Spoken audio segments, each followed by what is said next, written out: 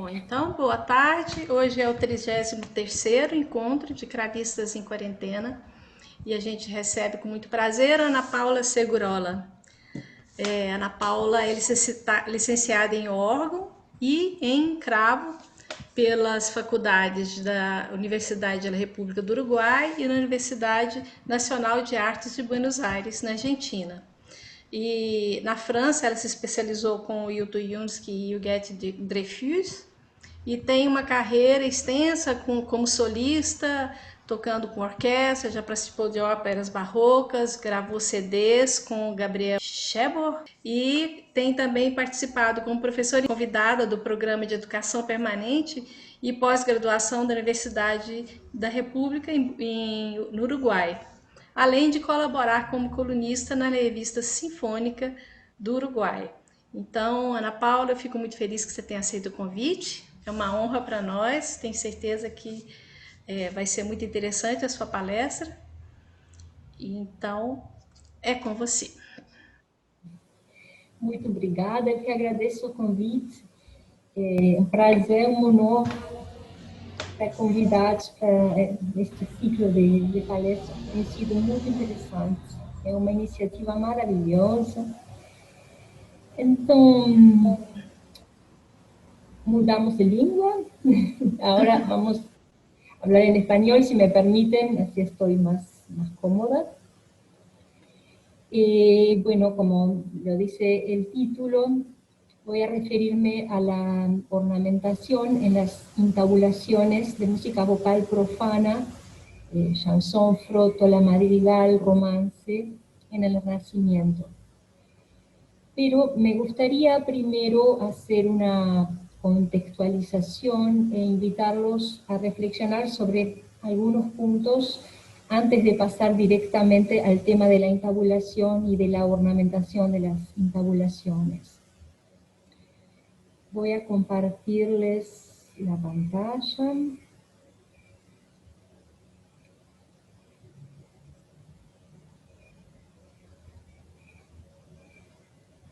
Bueno, aquí vemos un mapa de Europa en 1492.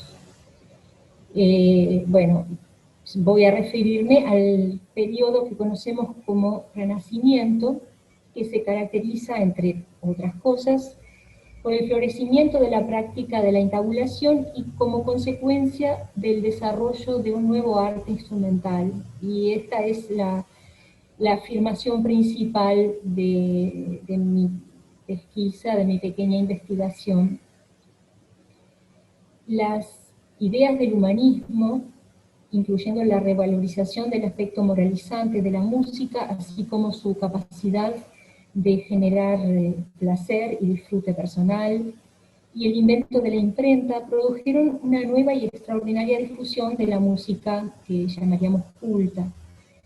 Dejó de ser un privilegio solo al alcance de la nobleza y el alto clero, para pasar a formar parte también de la evasión y el goce de la alta burguesía.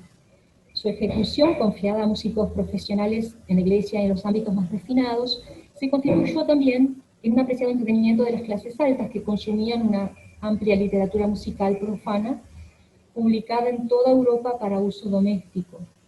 Canciones polifónicas en Francia, villancicos y libros de vihuela y de tecla en España, madrigales en Italia e Inglaterra. La música vocal profana nutrió el repertorio instrumental, siendo cada vez más frecuente su adaptación a los instrumentos. El periodo que conocemos como Renacimiento tiene algunas características generales. Se habla de un individualismo confrontado a veces con excesiva facilidad a la colectividad medieval. El buen vivir o la sensualidad tienden a poner en cuestión la mística anterior. El estudio del hombre y de su universo moviliza las mentes más avanzadas, a riesgo de someterlas a revelaciones tan controversiales que suscitan la incredulidad, como la hipótesis del movimiento de los planetas de Copérnico. Paralelamente, un nuevo arte de vivir se impone en las cortes italianas del siglo XV, del cual dan testimonio un evidente refinamiento, una urbanización repensada de las ciudades, la sensible emancipación de la mujer y la noción del hombre ideal, cuya cultura incluía los campos más variados, la práctica del mejor latín, cosa que ya era esencial en la Edad Media, la filosofía, la poesía, la música, y el conocimiento de todos los problemas relativos a las artes. La creación de múltiples academias estimula ese saber diversificado, primero en Florencia, con la Academia degli Immobili, la Academia Platónica, en Ferrara, después también en Siena, en Verona, Vicenza, Roma, Venecia. La diferenciación entre medieval y renacentista es bastante visible en la música si consideramos el Renacimiento como el renacer de la antigüedad clásica. Pero, ¿por qué el año 1492? El año 1492 es considerado el límite entre la Edad Media y la Edad Moderna. Algunos eventos sucedidos ese año son la muerte de Lorenzo el Magnífico, de Piero de la Francesca, la llegada de Cristóbal Colón a América, la caída de Granada, el último bastión musulmán en Europa Occidental, la conversión forzada o la expulsión de los judíos del Reino de España. En este mapa vemos una España unificada, el Reino de Castilla, que, bueno, ese año consigue la unificación. Pero para la historia de la música, ese año podría ser importante por otros motivos. Encontramos en 1492 a Josquin des Prez ya maduro, con 40 años, había estado desde hacía 3 años en Italia, estuvo en la Capilla Sixtina, después estuvo en Ferrara. Josquin llevó al máximo nivel la complejidad de la construcción polifónica para ponerla al servicio del discurso. La idea era expresar el significado de las palabras en imágenes sonoras. Otro hecho, bueno, otra cosa importante en 1492 es el comienzo de la actividad del mejor copista musical Peter van der Hove, conocido como Pierre Alamiré, que era unos 20 años más joven que Josquin, y fue muy importante su manera de disponer las sílabas debajo de las notas. Es tan precisa y las notas son tan claras y elegantes en sus códices escritos a mano, que Ottaviano Petrucci los usó como modelo para sus impresiones musicales desde 1501 en adelante. Y un hecho importantísimo del año 1492 es la llegada del joven aristócrata veneciano Pietro Bembo a Messina. Permaneció allí 2 años para estudiar griego. En 1494 regresó a Venecia llevando consigo una copia que él mismo había hecho del tratado Peris Syntheseos Onomaton, no sé si no debo haberlo pronunciado bien, la composición de las palabras de Dionisio Halicarnasios, del siglo I a.C., que resume la teoría de Aristoxenos, del siglo IV a.C. Fue publicado en 1507 y Bembo lo tradujo y lo adaptó al idioma italiano. Y esto es muy importante porque una de las características del Renacimiento es esta búsqueda de volver de algún modo a la antigüedad clásica y de tomar a Grecia como modelo. La música griega era monódica, la verticalidad de los acordes era desconocida, tanto en la práctica como en la teoría. Sin embargo, la práctica de la monodía permitía una muy refinada conciencia de las sutilezas y de la armonía horizontal. Bembo aplica la doctrina de Aristoxenos, inferida por Dionisio, a sus análisis de los poemas del cancionero de Petrarca, propuestos como modelos supremos tanto para poetas como para músicos. Bernardo Pisano inició en 1520 un nuevo género del madrigal polifónico, publicando su música sobre las canciones de Petrarca, impreso por Ottaviano Petrucci en Fossombrone. Fue la primera colección de música profana de un único compositor, la primera de composiciones no estróficas y la primera publicada en partes separadas, todas con el texto escrito debajo de las notas, y no en un único libro con las 4 partes en 2 páginas paralelas, con el texto colocado solamente debajo de la parte de soprano. Por todo esto, el papel de Pietro Bembo fue muy importante y va a tener una influencia decisiva en la música del Renacimiento y en ese nuevo género característico de este periodo, que es el madrigal. Y mencionamos la imprenta, que es algo muy importante en esta época. La imprenta en Occidente, la invención de la imprenta se atribuye a Gutenberg, quien hacia 1440 desarrolló un sistema de impresión con tipos móviles, que eran moldes inicialmente de madera, luego los hizo de plomo, de cada una de las letras del abecedario. Para componer las distintas páginas se insertaban los tipos en un soporte y se dejaba un hueco para las mayúsculas y los dibujos que se realizaban posteriormente mediante xilografía, y los últimos retoques se hacían a mano. Una vez compuesta la página, se impregnaba de tinta, se colocaba encima el papel y se presionaba el mismo sobre la plancha, logrando así la impresión de la página. Hasta entonces, los libros y documentos se reproducían realizando copias manuscritas, lo cual resultaba un trabajo lento y arduo y caro. También se utilizaba la xilografía, grabando en una tabla las palabras o dibujos que tenían que reproducirse. El trabajo era muy laborioso y si se desgastaba algún trozo o cambiaba parte del contenido, había que volver a repetir el molde completo. Gutenberg perfeccionó las técnicas de impresión existentes, mejorando así la impresión de libros a gran escala. Y esta maravillosa invención conquistó muy pronto el mundo de la música, facilitando su reproducción y multiplicando las posibilidades de difusión. De los libros que se conservan, el primero que incluye música es Psalterium, impreso por los socios de Gutenberg en Mainz en 1457. Sin embargo, la impresión de música con tipos móviles parece haberse originado en Italia. Hay 2 misales impresos en 1476, uno en Milán y otro en Roma. Y ya en las últimas décadas del siglo XV y comienzos del XVI, mucha música polifónica fue publicada usando esta nueva técnica de impresión.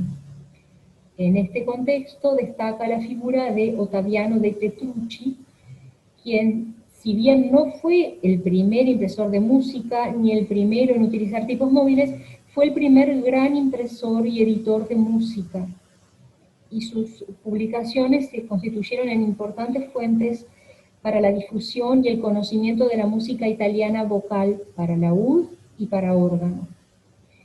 En 1501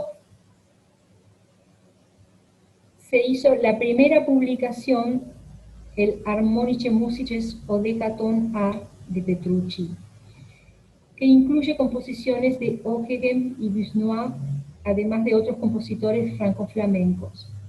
Después siguieron Canti B y Canti C, y así se conformaron estas 3 publicaciones en una muy importante fuente de chansons, uno de los principales géneros del periodo del Renacimiento. La serie de 11 libros que publicó Petrucci entre 1504 y 1514 reúne una gran cantidad de frótole también, otro género muy importante. Algunas piezas publicadas por Petrucci fueron compuestas por Andrea Antico, quien también conocía el oficio de impresor y editor, y pronto se convirtió en competidor de Petrucci. En 1510 Antico publicó en Roma su primera colección de frótole, titulada Canzoni Nove con alcune scelte de vari libri de canto. En 1513 obtuvo el privilegio de la publicación de música en los estados papales y poco después se le otorgó el privilegio de la impresión de tablatura de órgano. En Venecia, Antico publicó música de variados estilos, frottole de Bartolomeo Tromboncino y Marchetto Cara, arregladas para una voz con acompañamiento de laúd, chansons francesas, motetes de Willaert y otros compositores, y algunos de los primeros libros de madrigales, incluyendo obras de Verdelot y Arcadel. Y, a ver dónde está. Aquí tenemos la portada de su libro primero de Frottole in tabulate, da sonare organi. Si bien dice organi, vemos que el instrumento es un clave, y se supone que en realidad su música fue concebida para cualquier instrumento de teclado, genéricamente llamado órgano, pero cualquier instrumento de teclado. A Antico debemos, entre otras cosas, una abundante colección impresa de intabulaciones para tecla de frottole de los más célebres compositores de la época. Su primer libro, que estamos viendo aquí, fue publicado en Roma en 1517. A diferencia de Petrucci, Antico hacía sus impresiones utilizando bloques de madera. Si bien era una técnica más antigua y ardua la preparación de las planchas de madera, él era un artesano muy fino y resultaba de esto una impresión de muy alta calidad. Mientras Petrucci y Antico compartían la escena en Italia, en Francia el gran impresor de música fue Pierre Attenian. Y a ver si tenemos por aquí, bueno, aquí tenemos también una imagen de tipos utilizados en la imprenta. Aquí una ilustración de un taller de un imprentero de música. Y quería compartirles, no lo estoy encontrando ahora, para ver el aspecto de las publicaciones de Attenian, que son muy elegantes. Attenian utilizó el sistema de caracteres móviles de Pierre Hautain, y con este método que él perfeccionó, hizo piezas con pequeños fragmentos del pentagrama que combinaba, y sobre estos ponía las notas, así componía la página entera a ser impresa. Con este método, Attenian publicó cerca de 1800 canciones de más de 150 compositores, entre 1528 y 1552. Las Chansons Nouvelles de 1528 constituyen la primera recopilación impresa en Francia. Attenian publicó recopilaciones de diversos autores, como era el uso en la época, y entre esos autores están muy bien representados los parisinos, Claude de Sagnassy, Pierre Santon, Antoine de Bornable, Jacques Autain, Pierre Saint-Vrain, y también de otras regiones de Francia, como Jean Equin, Cadeac, Werther. Además de recopilaciones, publicó libros dedicados a un solo compositor. Consagró 5 volúmenes de chansons a Clément Jean Equin, uno a los Candepré, uno a Claude Jardès. De la imprenta de Attenian salieron 35 libros de chansons, 13 de motetes, 3 de misas, así como varias tablaturas de órgano y laúd. Las canciones recopiladas en las primeras publicaciones de Attenian se asemejan en varios aspectos a la frotola italiana. Eran composiciones a 4 voces, livianas, muchas de ellas rápidas, silábicas, rítmicas, predominantemente homofónicas, lo cual resulta en una escritura que nosotros, desde una concepción posterior, llamaríamos acórdica, con la melodía principal en la voz superior, pero frecuentemente con pasajes imitativos.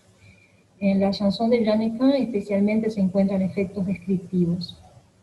Aparte de Attenian y otros impresores en París, Los principales editores de chanson en la primera mitad del siglo XVI fueron Jacques Moderne en Lyon y Mansusato en Amberes. Las chansons publicadas en Amberes son principalmente de autores franco-flamencos como Gombert, Clément Monpapa, Thomas Requillon. Generalmente eran composiciones más contrapuntísticas que las de los compositores parisinos, con texturas más llenas, líneas más melismáticas y un ritmo menos marcado. De algún modo continúan la tradición franco-flamenca, aunque con cierta influencia del estilo francés más homofónico.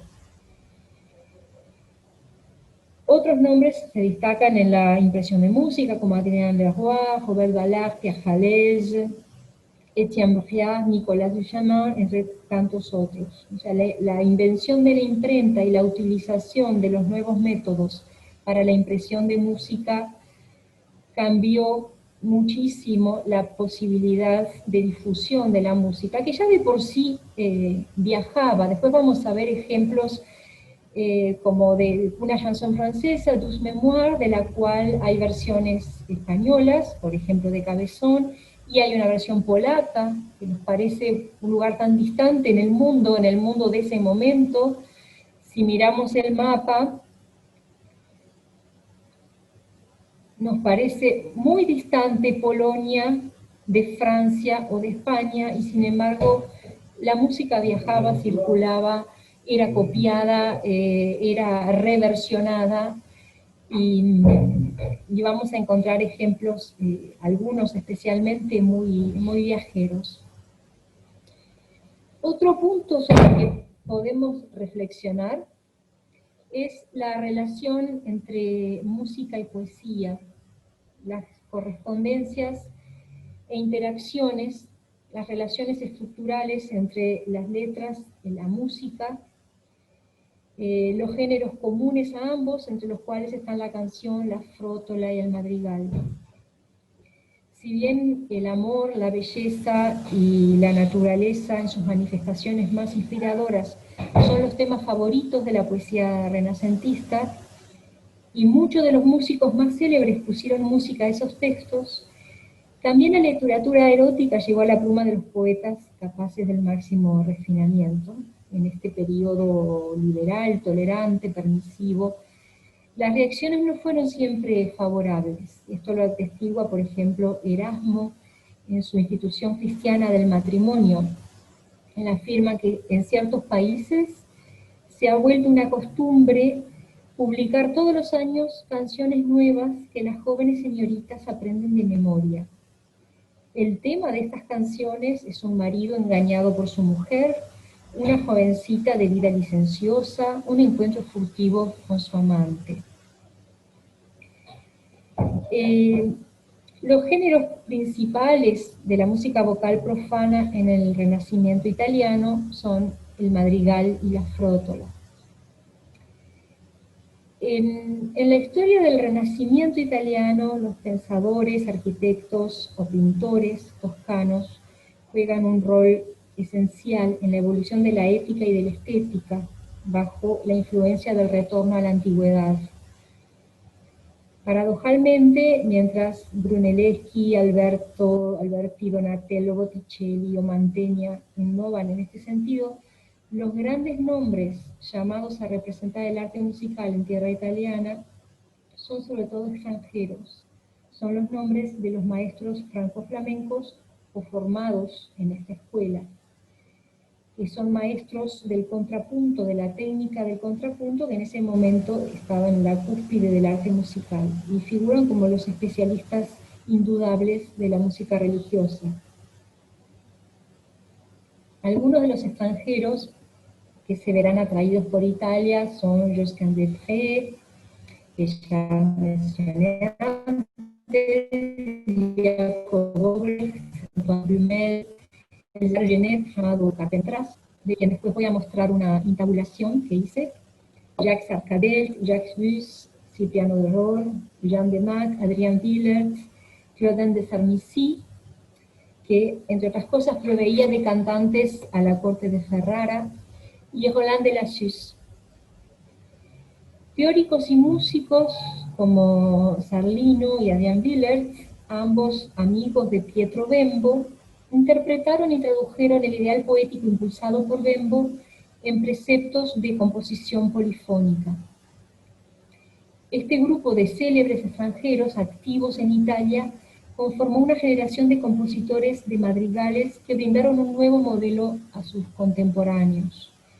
Algunos elementos de este lenguaje musical son las consonancias perfectas, ritmos rápidos de danza y registros altos para expresar la piacevolezza, mientras que la gravità es expresada con ritmos lentos, registros graves, consonancias imperfectas y a veces también disonancias.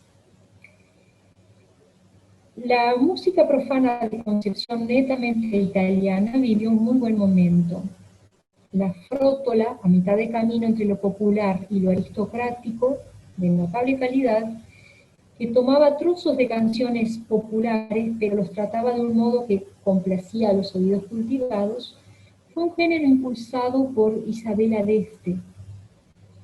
Al igual que la mayoría de las mujeres de su entorno, Isabella había recibido educación en música y danza, pero a diferencia de ellas había hecho de las artes una parte integral de su vida.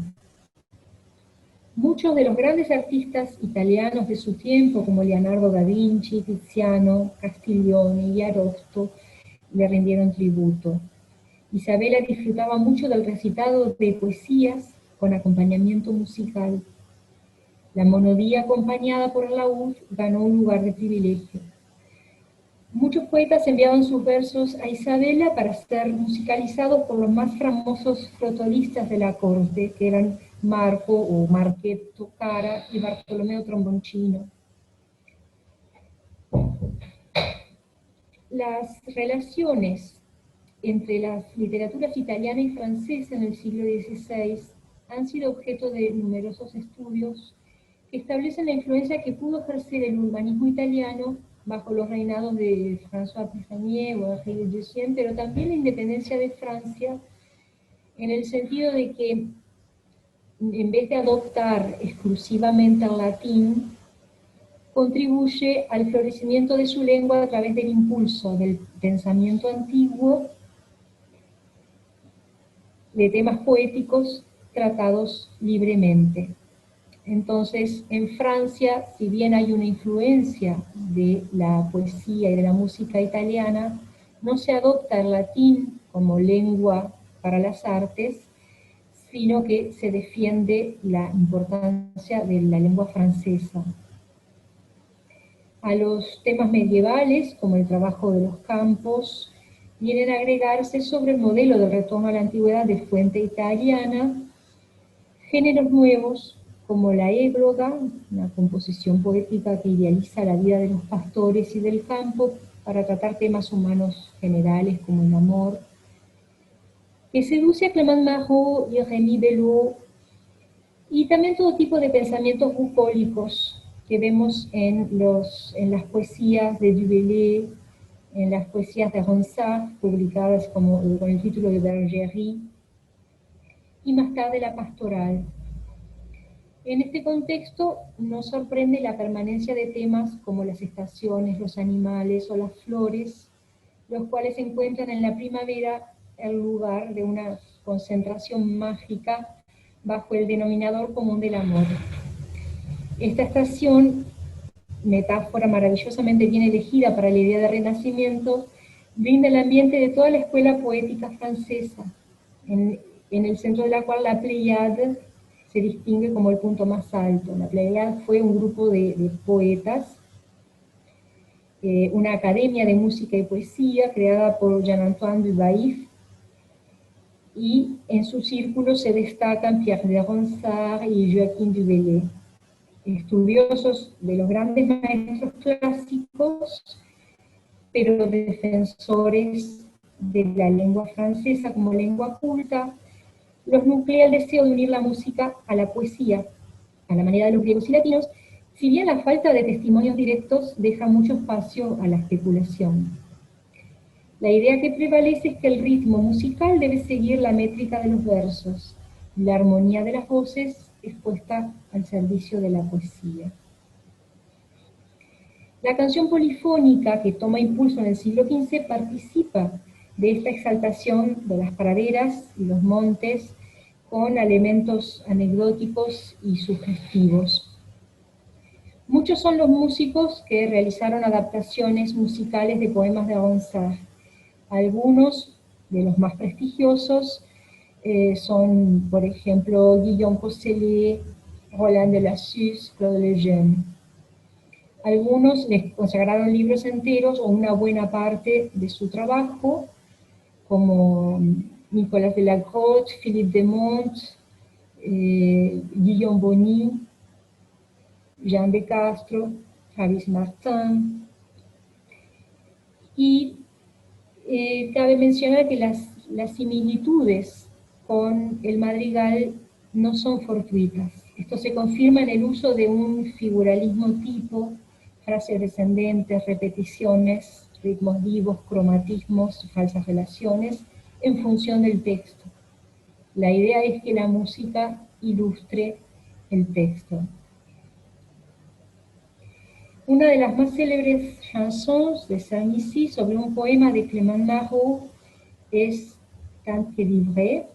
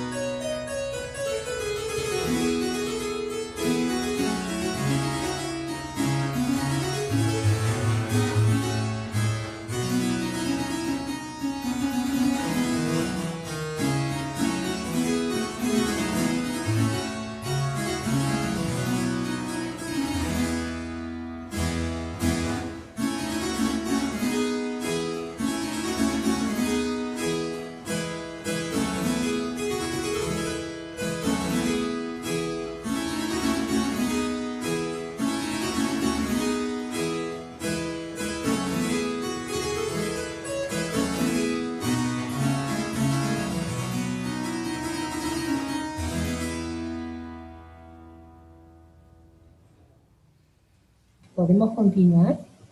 ¿Sí? Sí, bravo. Es una canción, bueno, muy bonita, creo, y que tiene una serie de ornamentaciones que después los voy a invitar a observar cuando hablemos ya en concreto de las intabulaciones, de los procedimientos de ornamentación.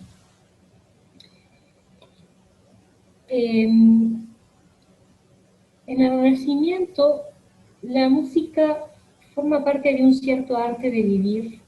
Se la practica en el ámbito doméstico y en la corte, entre amigos, en familia, en un ambiente serio o alrededor de la mesa, al aire libre, durante un paseo. En la corte de Francisco I no se busca la austeridad, el humanismo disfruta las novedades y celebra la vida. Maestros como Clément Jeannequin o Clotin de Sarncy perpetúan la tradición del canto polifónico, generalmente a 4 voces, pero también son creadores de un tipo de canción que conocemos como parisina. Las canciones parisinas, chansons parisiennes, como esta de Tant que vivrai, Anache Florissante, es un canto al amor. Mientras viva en edad floreciente, serviré a amor, el Dios poderoso, en hechos, en dichos, en canciones y en acordes. Estas canciones parisinas tienen la particularidad de que, sin renunciar a los efectos del contrapunto, abundan en efectos descriptivos, onomatopeyas inspiradas en elementos de la naturaleza o en la vida cotidiana, y adoptan con frecuencia un estilo más simple y un principio homorrítmico propicio a una justa inteligibilidad del texto y una dulce expresión. Muchas de estas canciones parisinas fueron publicadas por Pierre Athénian. Mientras tanto, en Inglaterra, pensemos cuál es la situación en Inglaterra y de la música que floreció en esta época, la música profana. Durante el reinado de Elizabeth I, Inglaterra vivió un gran esplendor cultural con figuras como los poetas y dramaturgos Christopher Marlowe, William Shakespeare. La reina propició e impulsó la poesía y la música vocal profana.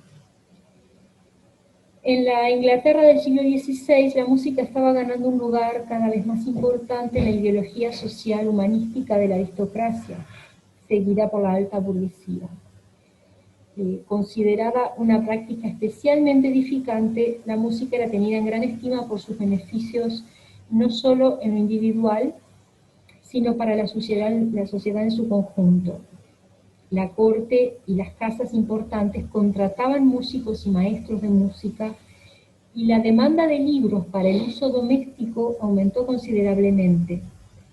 Este hecho favoreció el desarrollo de un comercio musical y estimuló la impresión de libros de música, generalmente dedicados a benefactores que hacían posible su publicación.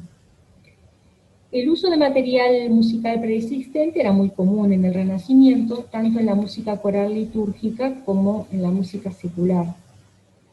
En el caso particular de la música vocal profana, la intabulación para instrumentos de tecla y de cuerda pulsada era una práctica muy frecuente, en algunos casos limitándose a la transcripción estricta de las líneas melódicas, y en otros ornamentando con mayor libertad e invención. La llamada imitatio constituyó en el Renacimiento un fuerte principio creador y estaba en la base del método educativo humanista en todos los campos del conocimiento. La imitación creativa demostraba diversos grados de originalidad a través de la paráfrasis o incluso la conversión de modelos tomados de un ámbito de significación y adaptados a otro. Las intabulaciones inglesas, conservando la melodía original, pero al mismo tiempo alejándose del modelo, dan lugar a un despliegue de artificio y habilidad, tanto por parte de los compositores como de los intérpretes, en el marco de un lenguaje específicamente inglés.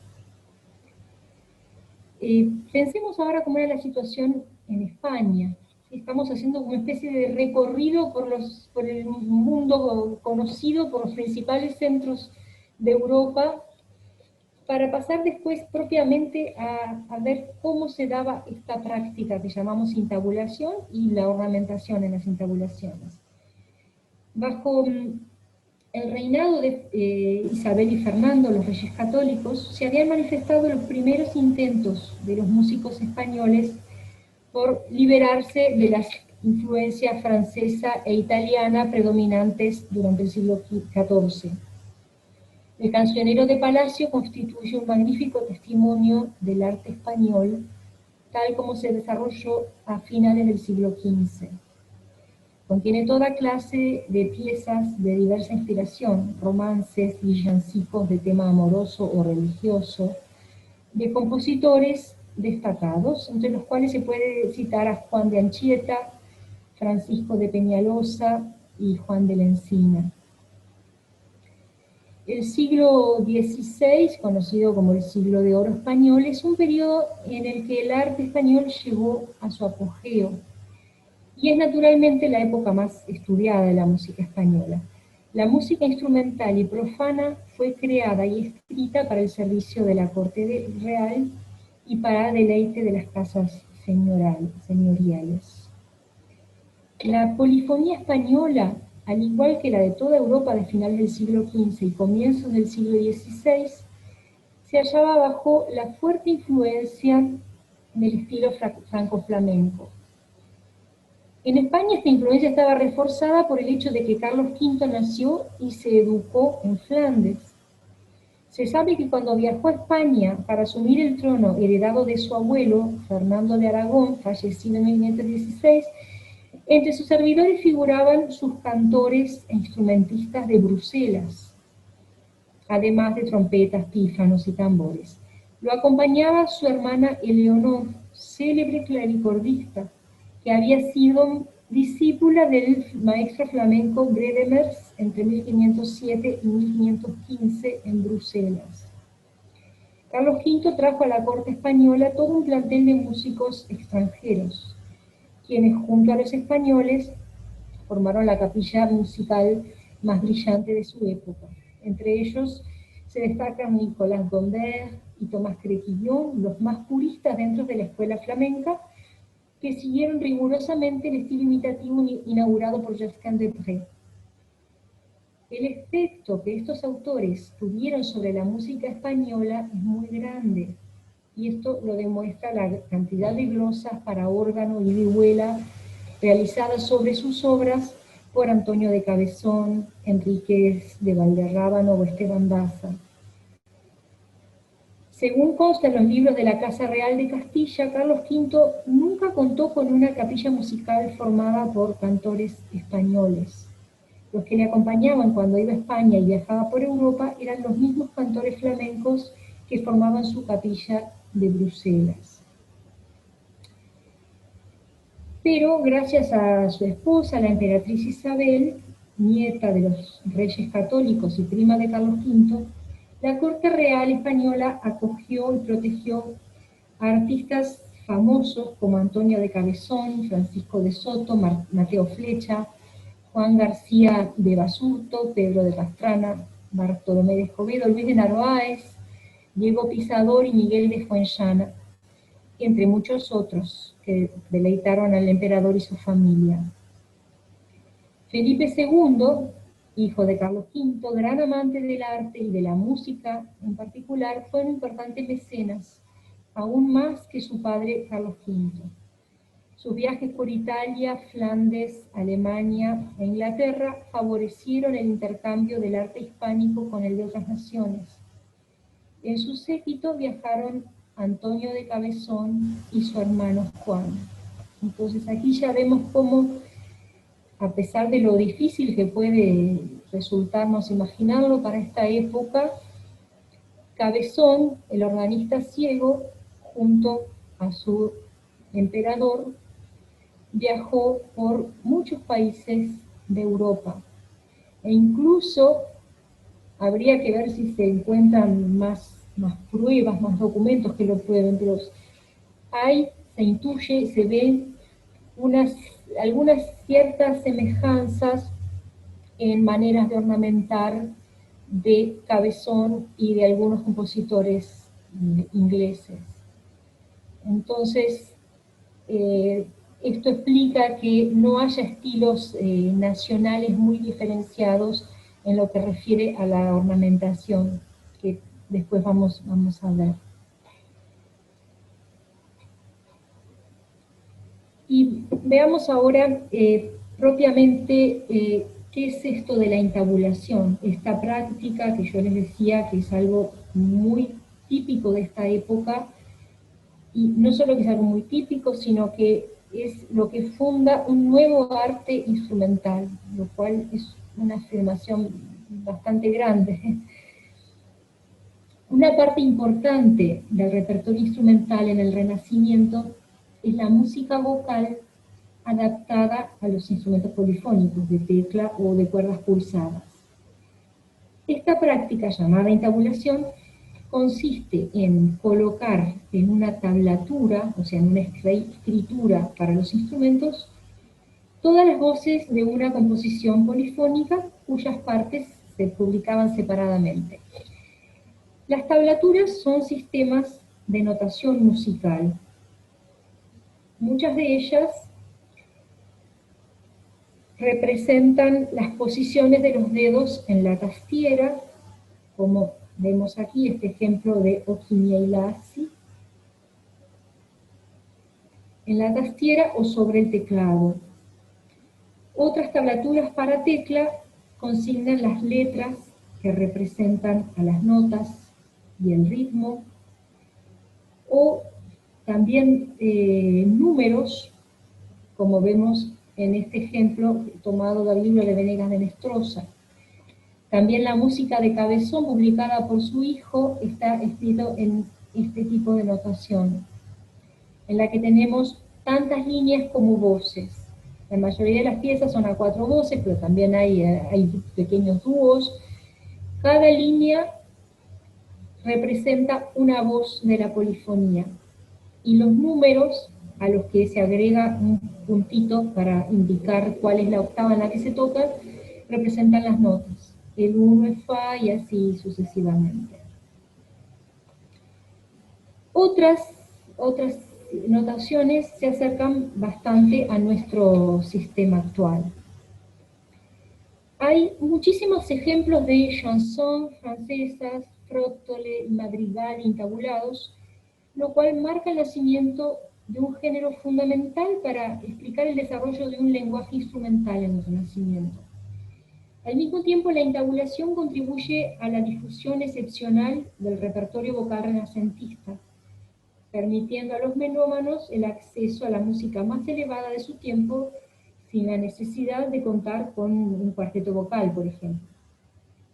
A partir de la práctica de la intabulación, todos los géneros musicales se transforman en objetos de estudio, de transcripción y de ornamentación.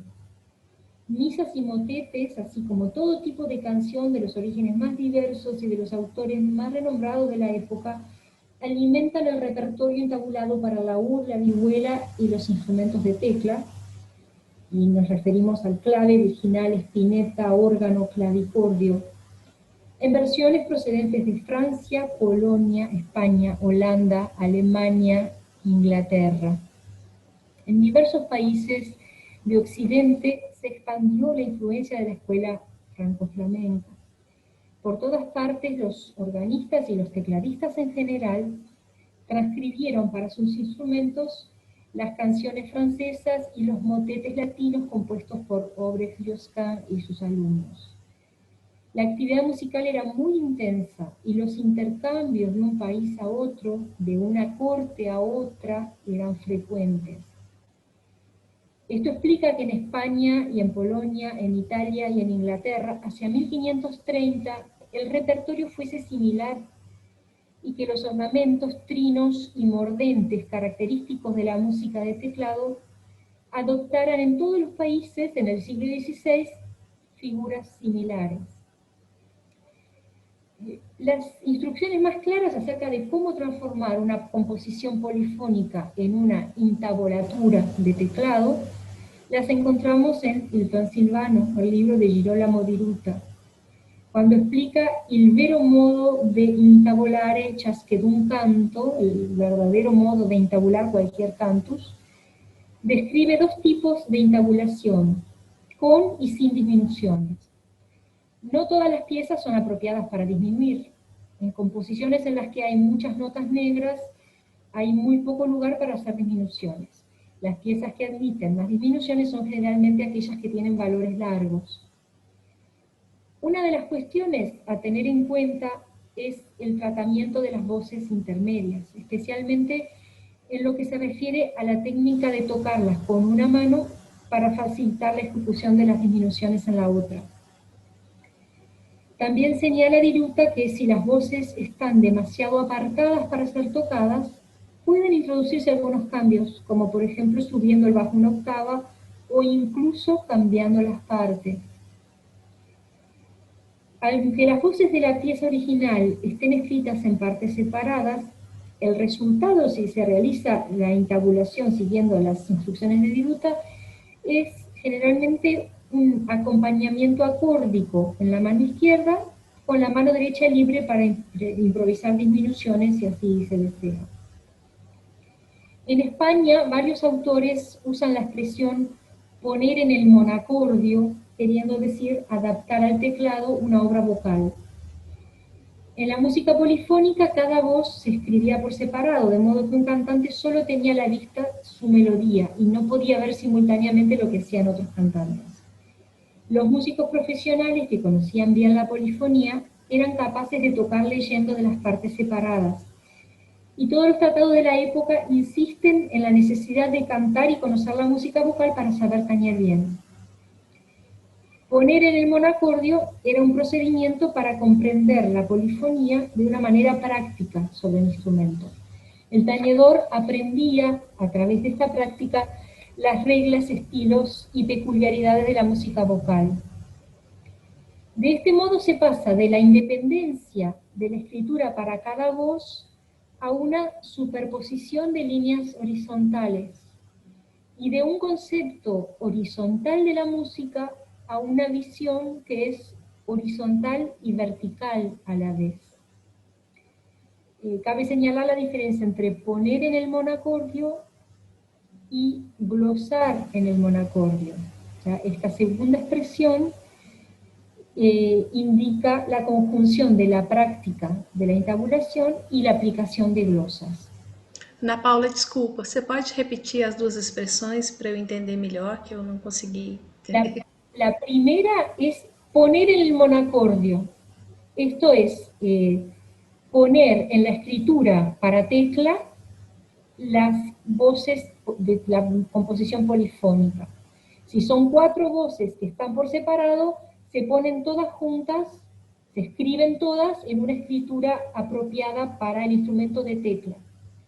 Entonces, de esto resulta que en lugar de tener, digamos, 4 líneas melódicas separadas, voy a tener sí un devenir, una lógica horizontal, pero las voy a poder ver cómo van coincidiendo, voy a poder ver esa simultaneidad, esa verticalidad.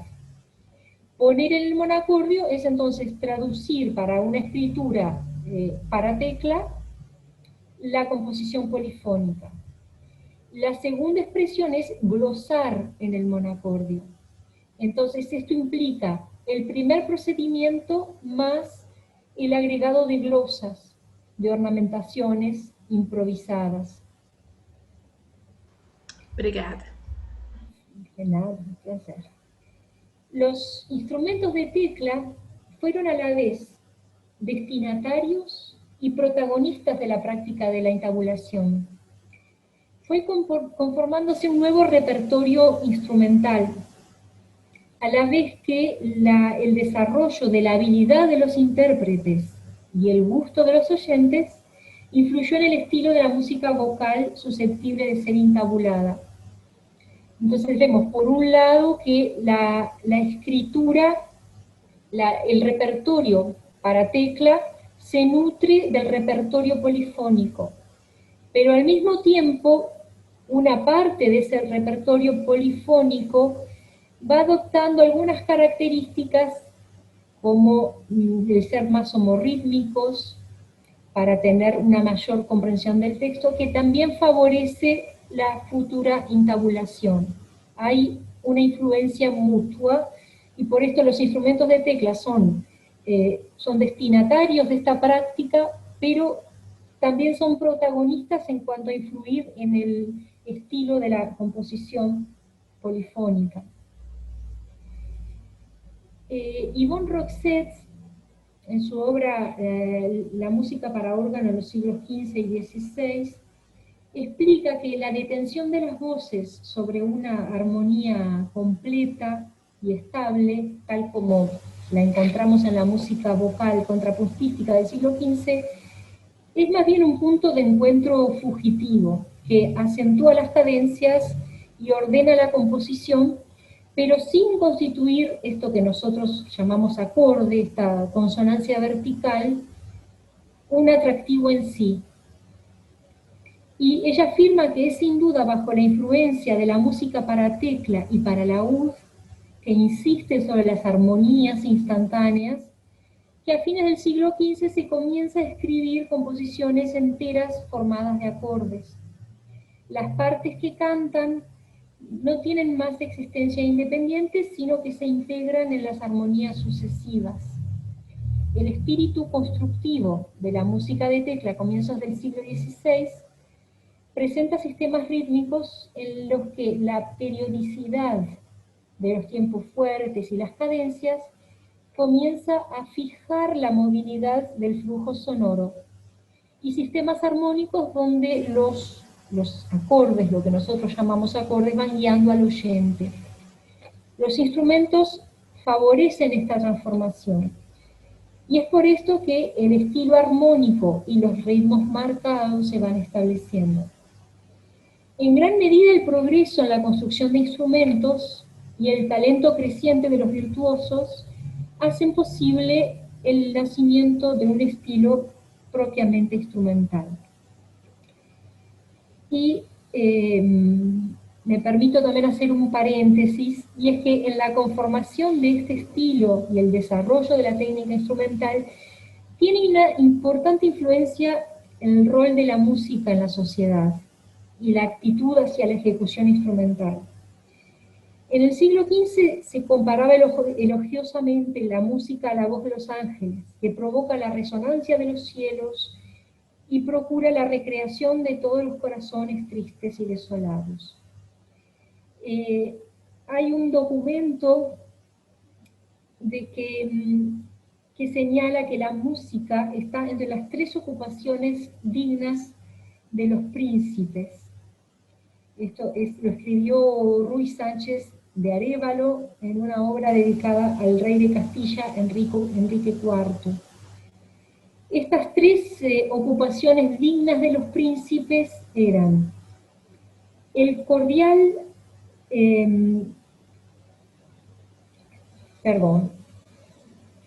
la música es una de estas ocupaciones, las otras eran el generoso ejercicio de las armas y la caza. Entonces, el ejercicio de las armas, la caza y la música eran las 3 ocupaciones dignas de un príncipe. La música ayuda a tener buena política y a gobernar, porque su armonía no es sino una figura y una regla que enseña a administrar sabiamente un reino. Esta es la concepción del rol de la música en el siglo XV. En la segunda mitad del siglo XV se reconoce la influencia de la música sobre la sensibilidad, en parte porque los ejecutantes de instrumentos han ganado más agilidad y una técnica más desarrollada, y también porque el oído del público se ha refinado y aprecia las invenciones de los músicos. El desarrollo de la música instrumental se apoya entonces en las nuevas capacidades de discernimiento de los oyentes y en la actitud hacia la ejecución instrumental. La iconografía muestra escenas domésticas, a ver aquí, escenas domésticas en las que grupos de personas, tanto hombres como mujeres, cantan y tocan instrumentos, leyendo de partes separadas, de intabulaciones o tocando sin música escrita, de memoria o improvisando.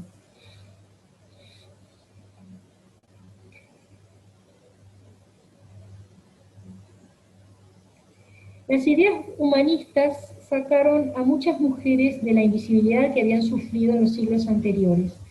Algunas mujeres músicas fueron famosas y sus interpretaciones eran consideradas del más alto nivel. Es el caso, por ejemplo, de Victoria Arquiley, cantante y laudista sin igual, para quien fue compuesta la primera pieza muy virtuosística del primer intermezzo de La Pellegrina, una obra representada en ocasión del casamiento de Ferdinando de Medici y Cristina de Lorena en 1589. Ya avanzado el siglo XVI, otras figuras femeninas se destacan en el ambiente italiano, como Tarquinia Molza, Francesca Caccini, Anna Giustina Verobio, el Concerto delle Dame o Concerto delle Donne de Ferrara, Maddalena Casulana, Vittoria Leotti, y a propósito, voy a hacer como antes, voy a copiar un link para invitarlos a escuchar una intabulación que hice de un madrigal, Io Vamo Vita Mia, de Vittoria Leotti.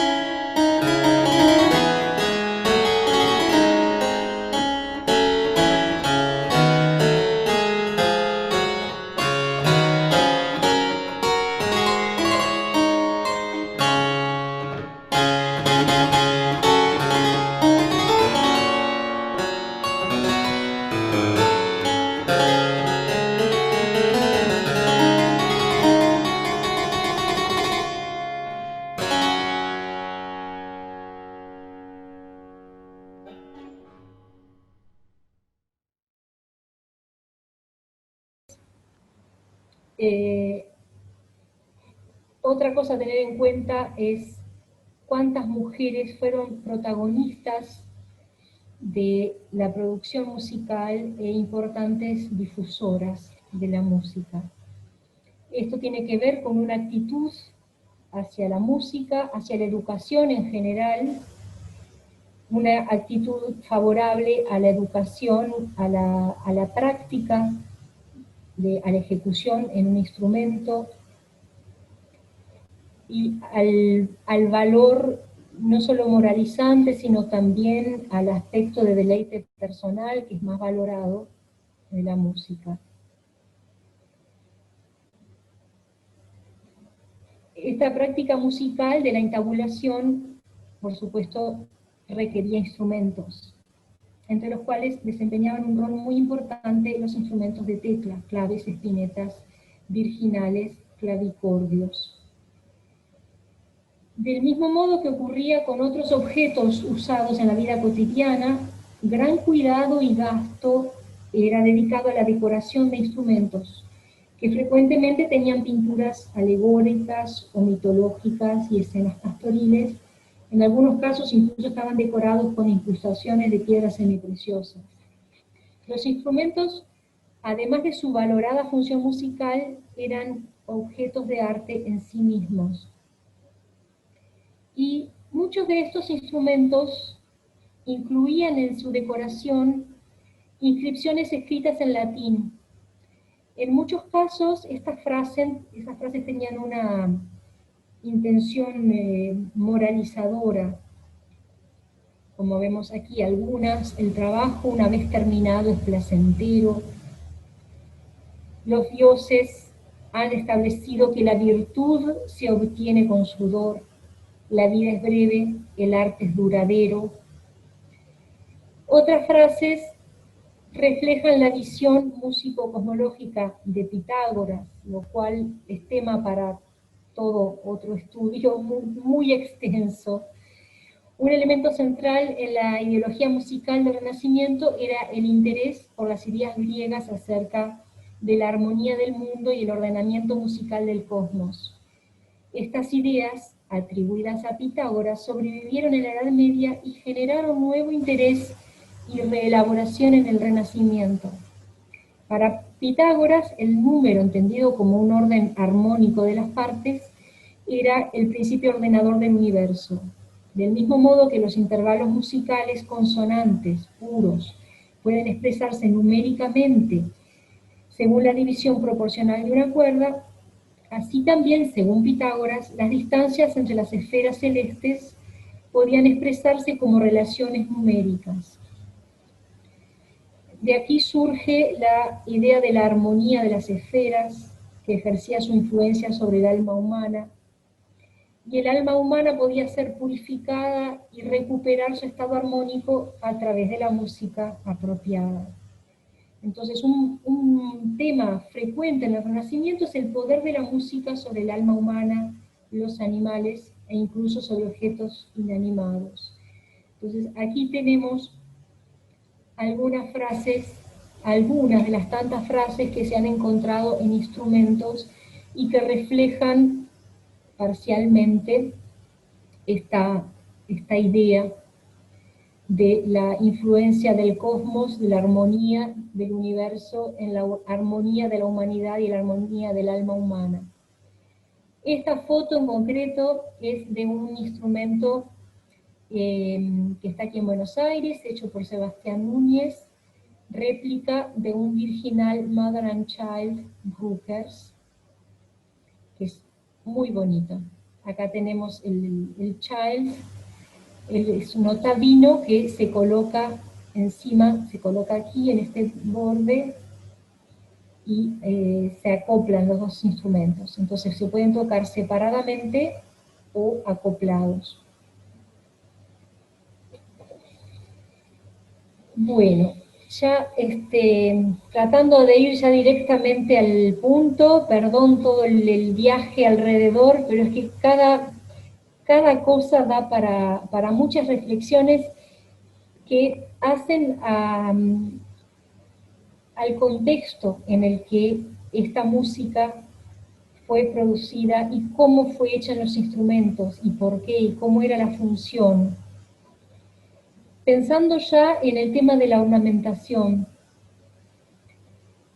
a lo largo de la gran parte de la historia de la música de Europa Occidental, los músicos han tenido la inclinación a adornar las notas provistas por el compositor. Es conveniente hacer una distinción entre dos tipos de ornamento.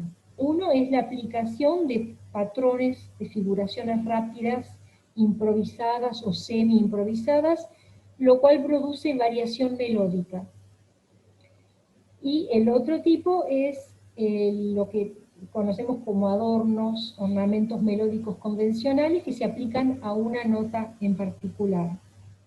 En el primer caso, se trata de una ornamentación estructural o compositiva que ha recibido varios nombres, entre ellos disminución, de la voz latina diminutio, que significa dividir un todo en partes más pequeñas. En la mayor parte del repertorio vocal e instrumental de la Edad Media y del Renacimiento, los adornos no están indicados en el texto musical, sino que los agregan los músicos a discreción. En esta música es difícil discriminar ornamentación e improvisación, y para su interpretación es necesario reconstruir una práctica no escrita que se vuelve un poco más explícita a partir del siglo XVI.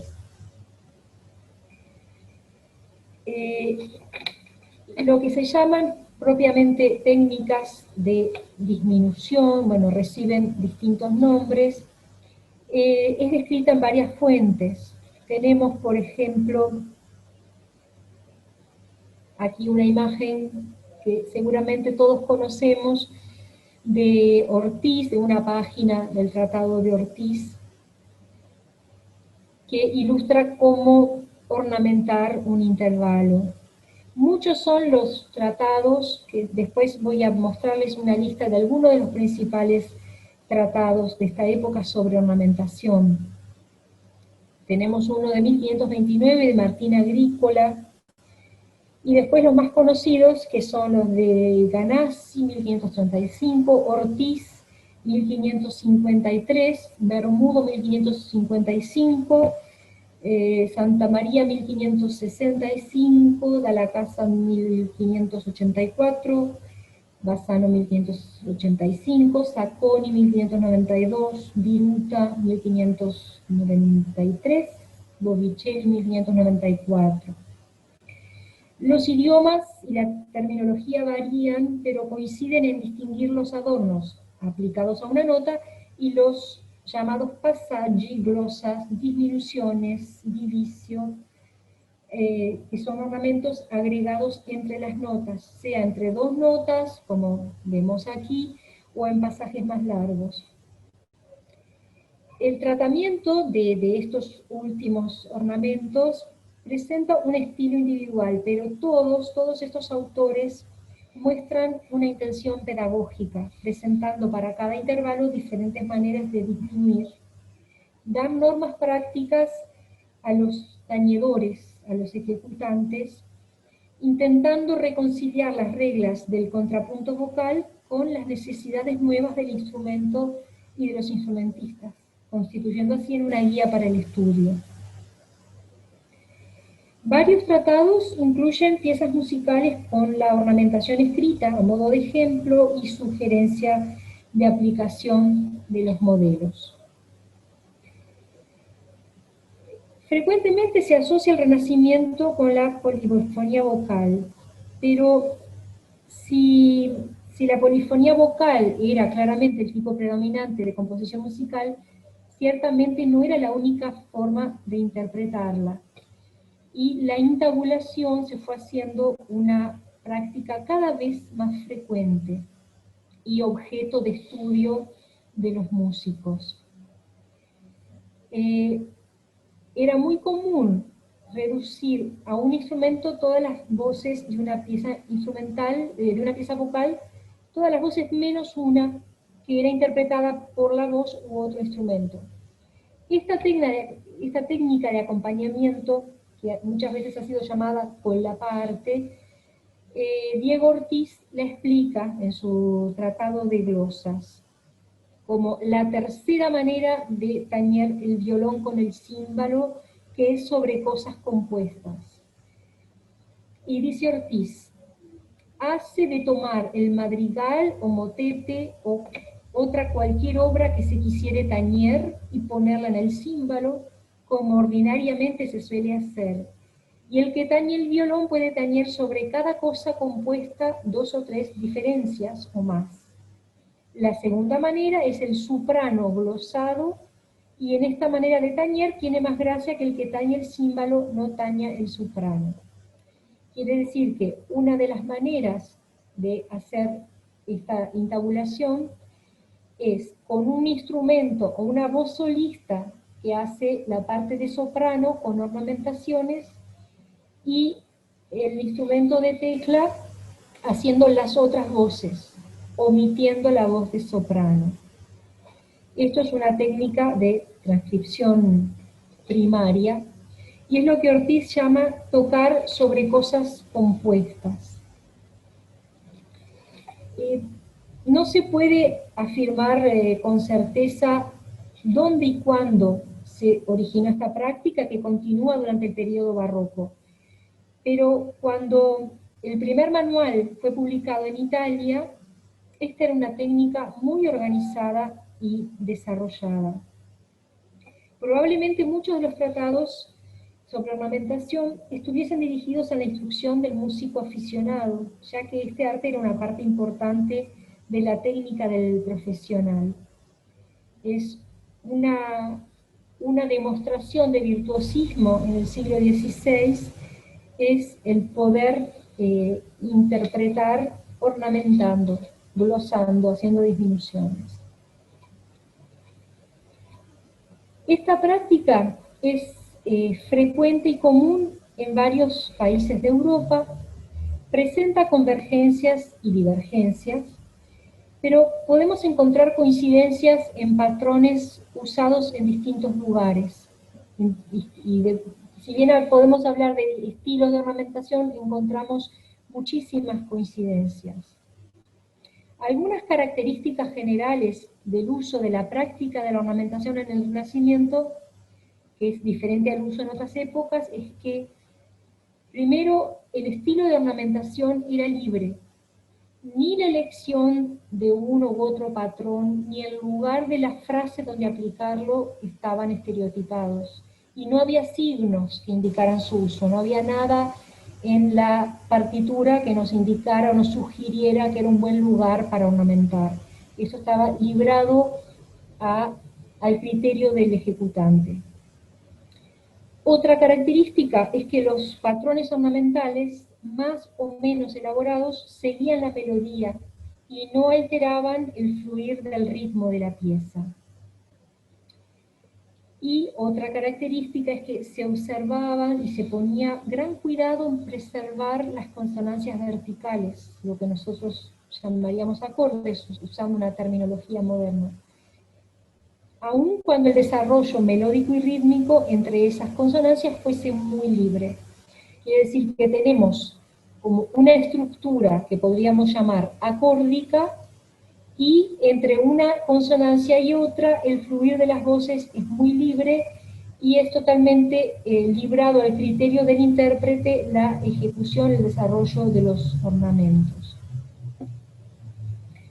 Los voy a invitar ahora a ver algunos ejemplos.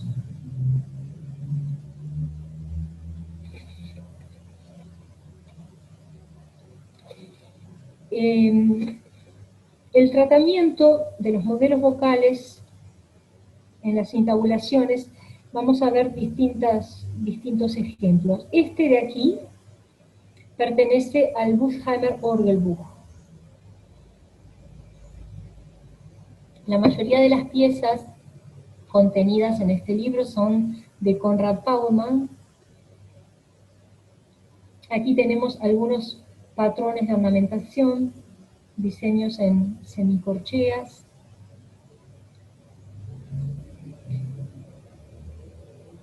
Esto es un fragmento de una intabulación de Ancorche Colpartire de Ammerbach, que después podemos comparar con otras intabulaciones de la misma pieza.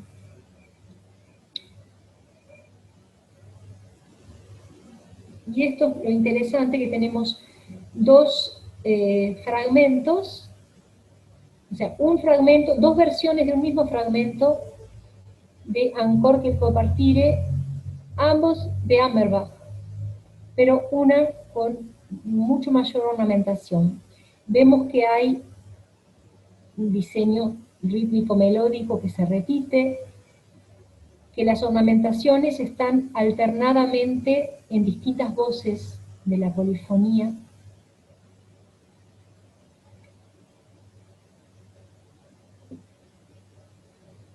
Este ejemplo que vemos acá también presenta un tipo de diseño rítmico melódico que encontramos en otras fuentes. Por esto decía Yvonne Roxette que hay como un repertorio que es común a distintos compositores en distintos lugares. No hay realmente escuelas nacionales. Podemos encontrar algunas características en la música española, en la música inglesa, pero hay todo un repertorio de diseños rítmicos y melódicos que encontramos en música española, en música italiana, en música francesa. Y este es un fragmento de una versión de un compositor anónimo polaco de Douce Mémoire, una canción francesa atribuida a François Premier, de la cual Ortiz hace algunas versiones con glosas. Hay una versión de Antonio de Cabezón, y aquí llega a Polonia también. Entonces, no hay grandes novedades en cuanto a los patrones de ornamentación melódica, pero sí vemos que hay, por un lado, una especie de repertorio universal, si se quiere, y también una universalización de la música. Aquí es otro fragmento de este Douce Mémoire polaco.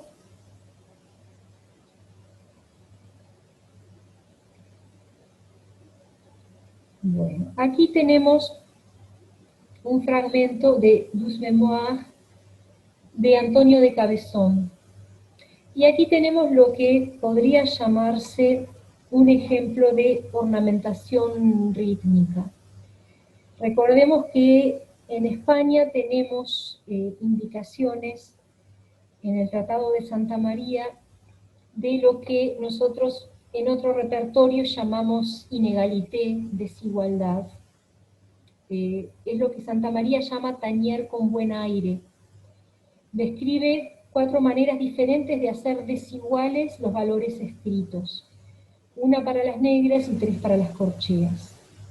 Y dice, habiendo una sucesión de negras, la manera que se ha de tener para tañer las semínimas es detenerse en la primera y correr la segunda, y ni más ni menos detenerse en la tercera y correr la cuarta. En cuanto a las corcheas, la primera manera es igual a la explicada para las negras. Bueno, esto es lo que después encontramos en la música francesa como inégalité. Y además de este tañer con buen aire, de esta desigualdad, de esta alteración de la regularidad del ritmo escrito, tenemos pasajes como estos que podemos considerar un embellecimiento, una variación consistente en alteraciones rítmicas, con la sección de ritmo ternario. Podemos escuchar esto, supongo que no ahora porque el tiempo pasa, pero los invito después a escuchar una versión de Douce Mémoire de Antonio de Cabezón, y esta es la sección final, es una intabulación de Cabezón que creo que es muy hermosa, y tiene este ejemplo, como en muchas piezas de Cabezón. Y lo curioso es que encontramos este mismo tipo de variación rítmica en música inglesa. Bueno, aquí tenemos un pequeño ejemplo de Andrea Gabrieli.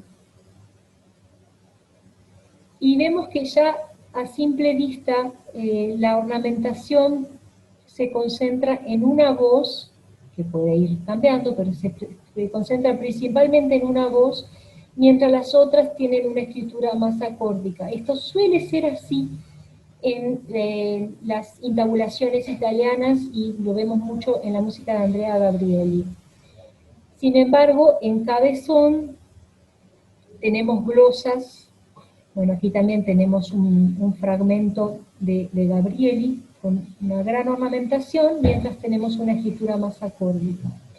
En Cabezón, muchas veces la ornamentación pasa de una voz a otra, lo que se llama a la bastarda, que la ornamentación, las disminuciones recorren las diferentes voces de la polifonía, y también encontramos con frecuencia ornamentaciones paralelamente en dos voces. Es otra elaboración que no encontramos en otros estilos como el italiano. Por lo general, en los ejemplos de Gabrieli, tenemos la ornamentación en una voz. Pasando a la música inglesa, aquí tenemos un fragmento de Bonjour mon cœur de Peter Phillips. También tenemos algunos diseños rítmicos melódicos que hemos encontrado en otras piezas de otros compositores, de otros orígenes. Por esto se habla como de una especie de repertorio de ornamentación universal. Pero tenemos también estos saltos de octavas, algunos arpegios, que años más tarde los va a explicar Simpson en su tratado para la viola da gamba, pero recoge una práctica que es anterior y que ya tiene mucho tiempo. Este es un fragmento de Amarilli, también de Peter Phillips, y aquí encontramos este tipo de diseño para la reprise. En general, la primera vez que aparece la melodía tiene ornamentaciones, pero es más ornamentada la segunda parte, y en esa reprise muchas veces aparecen estos diseños de arpegios, que no encontramos generalmente en música francesa, por ejemplo. Esto es algo muy típico de la escritura inglesa. Lo encontramos en las danzas y también en la música instrumental derivada de modelos vocales.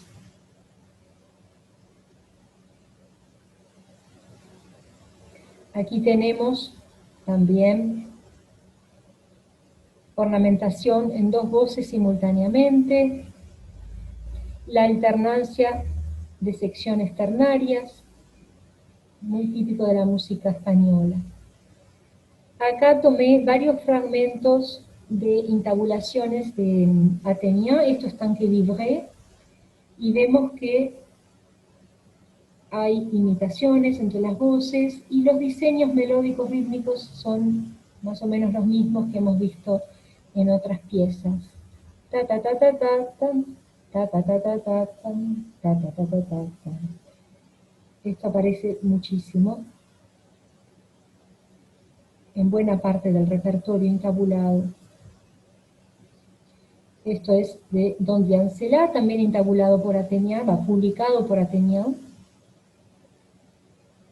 También tenemos algunas escalitas, este tipo de diseño melódico y rítmico, la alternancia de las 4 semicorcheas y las 2 corcheas con este diseño melódico. Acá hay otro fragmento de Don Diancela. Bueno, aquí está un fragmento de la publicación facsimilar y una transcripción. También mismo repertorio de dibujitos, de diseños melódicos. Acá hay un Du Diancela, pero de cabezón. Y ya vemos otro tipo de elaboración melódica. Si bien distinguimos algunos diseños que ya hemos visto antes, que son muy característicos de toda esta música. Ancor che col partire. Estas son dos versiones de Hammerbach, una más ornamentada que la otra. Este dibujito, este diseño melódico lo encontramos muchísimas veces, por todas partes, alguna escalita también, son cosas como muy propias del lenguaje. Este es el fragmento final. Aquí una escritura muy homófona, muy acórdica.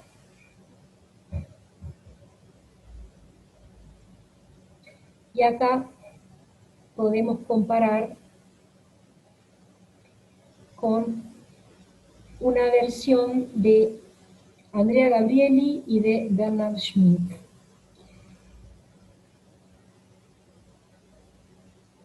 En este caso, la versión de Bernhard Schmidt es muy sorprendentemente parecida a la de Gabrieli, y de hecho el libro de Bernhard Schmidt incluye piezas compuestas, intabuladas por Andrea Gabrieli. Esta no dice que sea de Gabrieli, así que cabe pensar que es una intabulación de él, pero es casi idéntica. Y la diferencia principal está justamente en el final, donde hace todo este pasaje maravilloso. Esto es una obra que yo amo especialmente, y tiene un despliegue de lo que es la técnica instrumental de este momento. Estas figuraciones siempre siguiendo el flujo de estas consonancias, o sea, muy libre la ejecución de los ornamentos, pero dentro del espacio entre una consonancia y otra. Entonces, acá nos estamos refiriendo a piezas que ya fueron intabuladas y ornamentadas por el compositor. Entonces ya no hay nada que hacer, ya está todo escrito. Pero esto ilustra una práctica que era una práctica de improvisación. Entonces, acá les voy a mostrar, como les había dicho, una lista de algunos de los principales tratados que hablan de esto, justamente porque no todas las versiones están ya desarrolladas. De hecho, en la música de Cabezón tenemos la escuela de cómo ornamentar. Es difícil poner algo en estas intabulaciones de Cabezón, más que algún pequeño adornito sobre una nota, pero ya están las diminuciones escritas. Entonces, tenemos los ejemplos de los grandes maestros, y luego tenemos obras, intabulaciones muy simples en las que se espera que nosotros pongamos la ornamentación. Y por último, todos estos ejemplos tienen que servirnos para nosotros como intérpretes reconstruir esta práctica de la época de tomar música vocal e intabularla y aplicarle las ornamentaciones, que es lo que yo hice, y por eso ahora les voy a pasar, los invito también a escuchar algún ejemplo. A ver, veamos aquí. Ahora les pongo el link en el chat, si no me pierdo por el camino. Esta es una intabulación que hice de una obra que está en el Cancionero de Palacio, de Anchieta. A ver, ¿dónde está el más? Aquí, chat. Entonces, voy a mostrarles una partitura. A ver, ¿dónde está?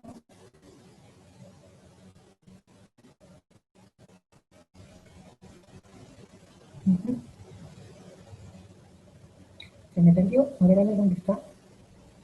Bueno, en un momento lo busco. Quiero mostrarles una partitura que no tiene ornamentación. O sea, esta es la primera intabulación que hice. Aquí están las notas de la composición vocal. A esto le hice la ornamentación. O sea, lo primero que hice fue poner en el monacordio, que es esto. Lo que ustedes van a escuchar es un ejemplo, humilde producción propia de cómo glosar en el monacordio. Entonces pueden ir escuchando y comparando la partitura.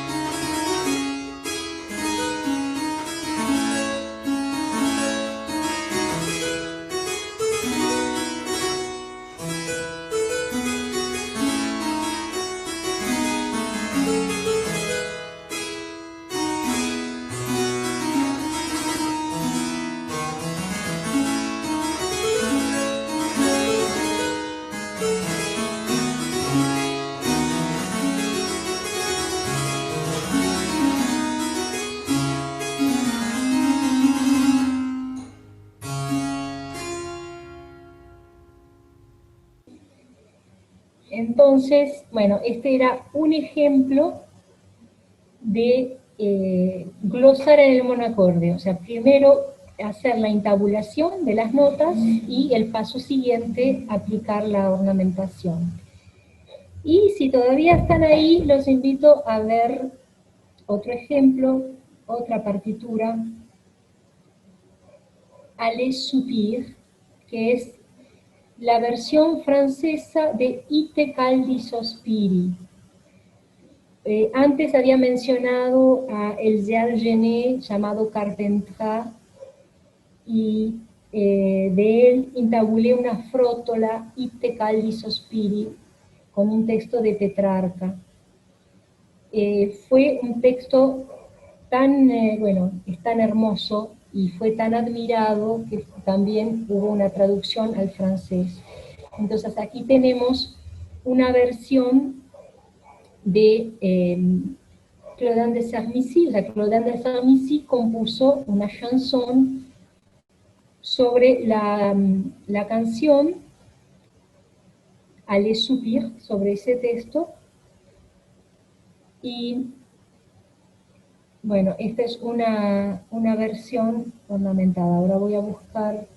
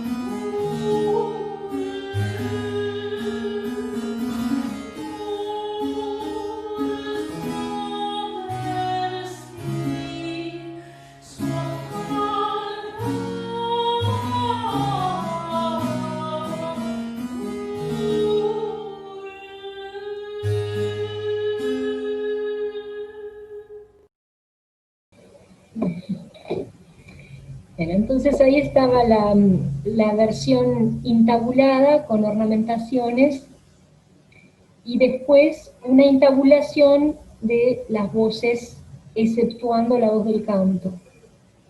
Estas serían dos prácticas muy frecuentes de intabulación con la música del Renacimiento.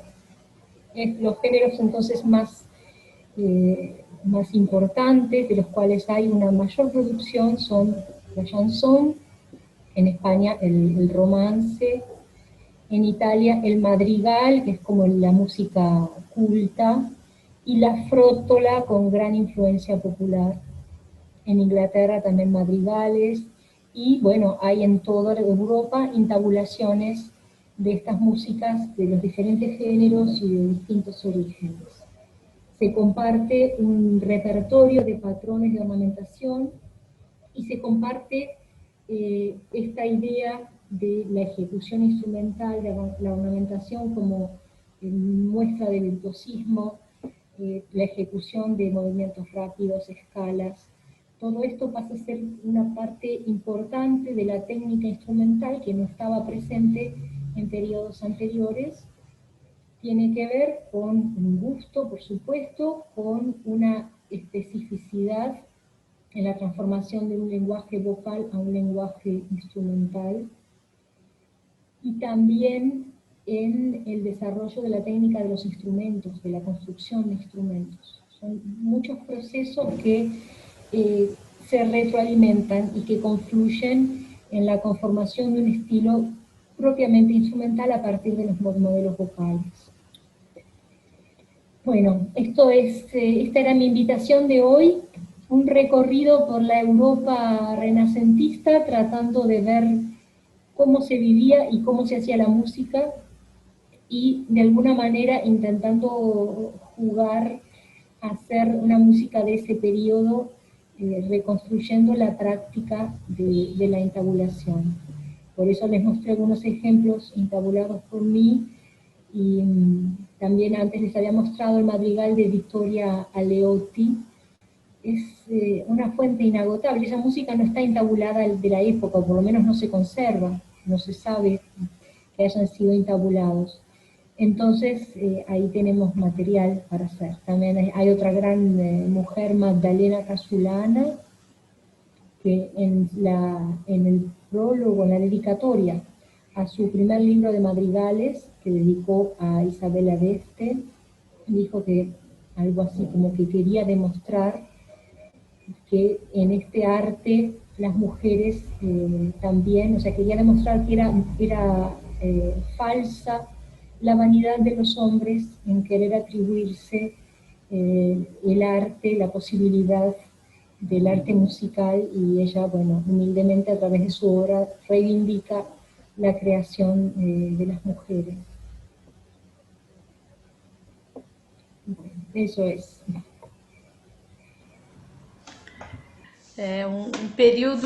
O Renascimento é um período muito importante, né, para a formação do estilo barroco, e é muito raro a gente ver cravistas ou instrumentistas barrocos trabalharem com esse repertório, né? Eu mesmo já fiz alguns cursos sobre música medieval, e quando surgia alguma pergunta sobre o período de Renascimento, o pessoal dizia, não, isso não é da nossa área, não sabemos isso, e isso é com os renascentistas. Então são estudos bem separados, né? Eu fico muito feliz de escutar essa sua pesquisa, é muito importante. Gostei muito, parabéns. Eu acho que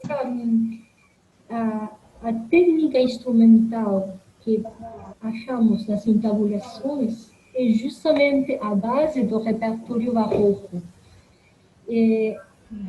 La canzona francese, essas peças maravilhosas de Gabriele, canzone francese, muito virtuosísticas, tem 1000 notas por segundo, uma coisa doida. E isso está relacionado diretamente com a chanson e com a prática da ornamentação de intabulações. Então, isso deriva da música vocal, passando pela intabulação e a ornamentação da intabulação. Tem tratados barrocos sobre ornamentação que estão derivados de uma prática renascentista. Então, tem muita continuidade. Eu acho muitas vezes, de uma época a outra, ou de um estilo a outro, pode ter muitas rupturas, mas sempre tem supervivências e continuidades. E tem uma grande porção do repertório barroco que recebe diretamente toda a evolução da técnica instrumental da Renascença, através dessa prática da entabulação, da ornamentação das entabulações. Eu acho que é uma coisa muito importante para passar de um período a outro, porque não é que de um dia para outro o pessoal começou a tocar muitas notas e começou a fazer tocata, a fazer coisas muito ornamentadas. Isso tem um processo. E tem muitas coisas favorecendo esse processo, explicando o processo. Questões estéticas, questões práticas e questão da mentalidade das pessoas, da sociedade da época. Se tocar um instrumento era só para o músico da igreja, não era uma coisa digna da pessoa, da nobreza, então não ia tocar. Mas quando começa a ser uma coisa apreciada na aristocracia, então também vai ter nobres que vai tocar, que vai encomendar instrumentos, que vai comprar publicação de música. Tem muita coisa favorecendo a difusão da música, a difusão da prática instrumental, do estudo, em diferentes níveis, no tipo profissional, amador.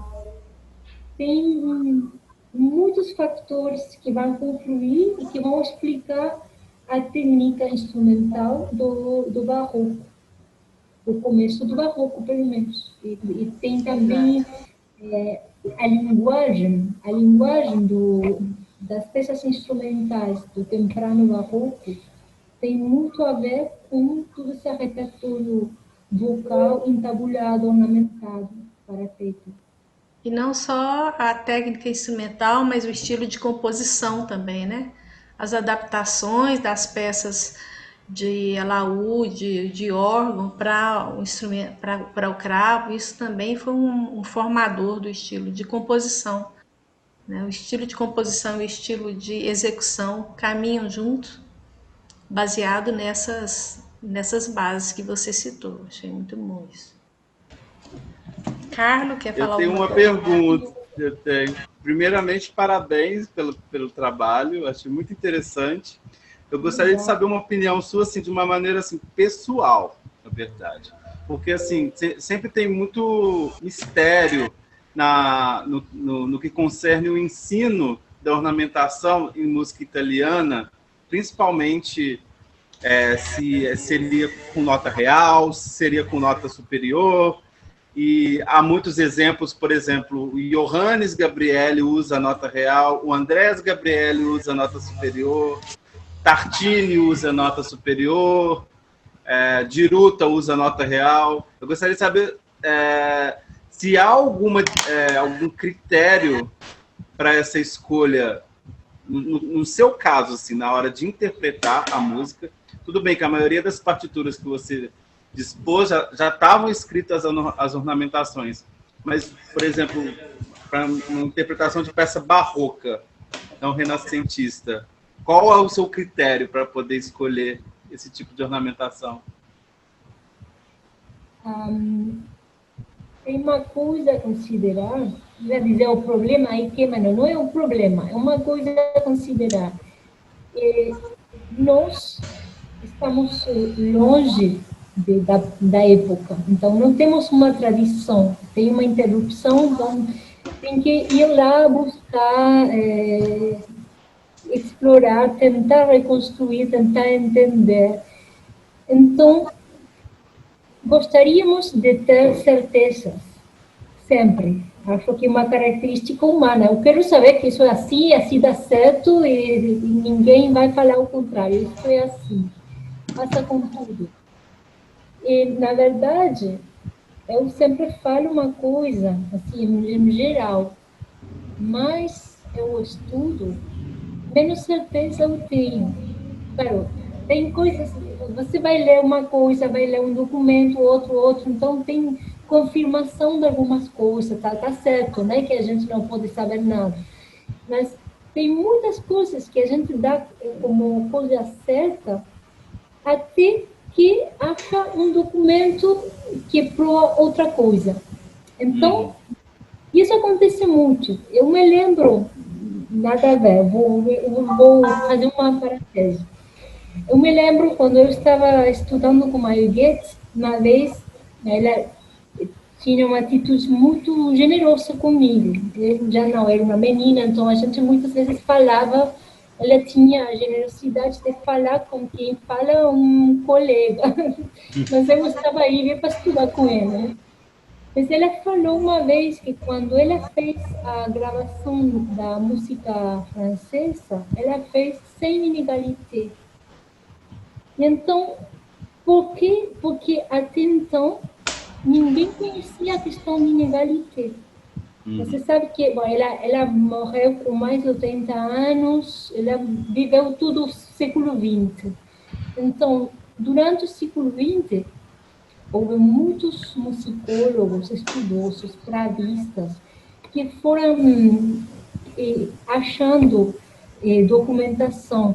Imagine que a Wanda Landowska foi uma pioneira, mas tem muita coisa que a gente hoje poderia dizer, não, ela não fez corretamente, porque agora sabemos muita coisa que ela não estava sabendo.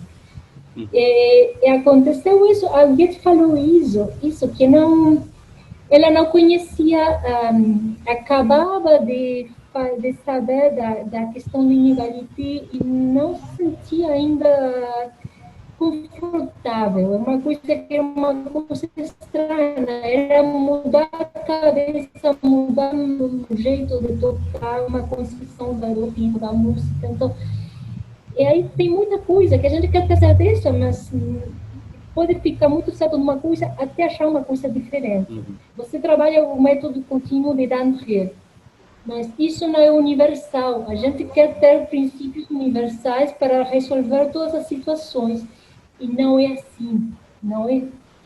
Então, quanto à ornamentação, temos exemplos de Scarlatti, onde claramente fica melhor começar com a nota real, mesmo se a tendência geral seria começar com a nota superior. Mas também tem o tremoleto italiano, que começa com uma nota real. Na Espanha também, eu acho que não estava tão estandarizado. Na França, indiscutivelmente, a gente começa com uma nota superior, mas tem práticas que coexistem. Eu acho que nem sempre pode ter uma regra fixa para tudo. No caso da ornamentação das intabulações, não tem que pensar isso, porque a aplicação da ornamentação é de uma consonância a outra. E você vai diminuir o intervalo, como tem no Tratado de Ortiz, por exemplo. Então, você vai de uma nota a outra e vai fazer um desenho melódico. Pode ser mais simples, mais complicado, mas é preencher o espaço entre duas notas. Então, não tem essas questões. E tem muitos modelos, felizmente, para poder ser guiados nessa prática.